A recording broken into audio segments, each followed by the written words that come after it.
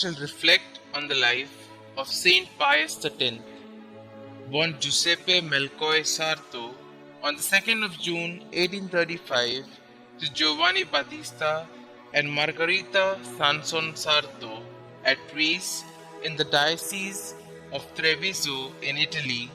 Pius X was the epitome of simplicity and humility, yet firm and decisive. His extraordinary intellectual endowments, high moral character, and solid piety, evidenced from early youth, won him laurels during his seminary training at Padua.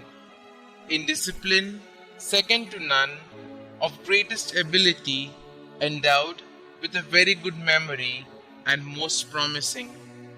Ordained on the 18th of September 1858 in the cathedral at Castelfranco, he spent 9 years as curate in Tombolo and then 8 years as a pastor in Salzano, striving to be all things to all, ever available to every parishioner, administering the sacraments, preaching simply yet forcefully, attending to the sick both on the sick bed and in the confessional, living his priesthood to the hilt. His favorite task was instructing little children in the faith, ever conscious that by the catechism the soil is prepared for the seed of God. On the 20th of November 1875, Father Sarto was named Canon of the Cathedral of Treviso and Chancellor of the Diocese, consecrated Bishop of Mantua on the 16th of November 1884. His manifold achievements as pastor of souls and reformer of the clergy earned him the cardinalate on the 12th of June 1893 and the Patriarchate of Venice 3 days later. Noted for his charity, this peasant cardinal took the keenest interest in the fate of the working classes, the peasant and the proletariat, and thus instrumental in drawing away many workers from the atheistic socialist trade union. The long fruitful pontificate of Pope Leo XIII having ended with his demise on the 20th of July 1903, Cardinal Sarto was elected Pope on the 4th of August. Accepting rather reluctantly, the coronation took place in St. Peter's 5 days later.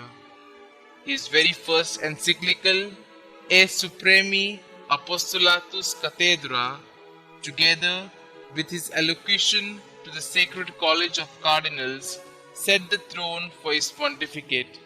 Himself gaining his strength, his spirit of gentleness and warmth for people from the source of all gifts, that is, the Spirit of Jesus, he urged the reception of frequent and even daily Holy Communion for all in the state of sanctifying grace, and directed that children be allowed the same privilege on reaching the age of reason. In a series of 14 pontifical pronouncements, Pius X exposed and in the process destroyed the cancerous growth of modernism, which, in its hardcore conviction, was a denial of the sovereignty of God and the supernatural order. His realization that self-sacrifice was the very basis of holiness is what we saw him through his responsibilities all through life. But it was the hostilities of World War I that saddened him to death on the 20th of August 1914. He was beatified by Pope Pius XII on the 3rd of June 1951 and canonized by him on the 29th of May 1954.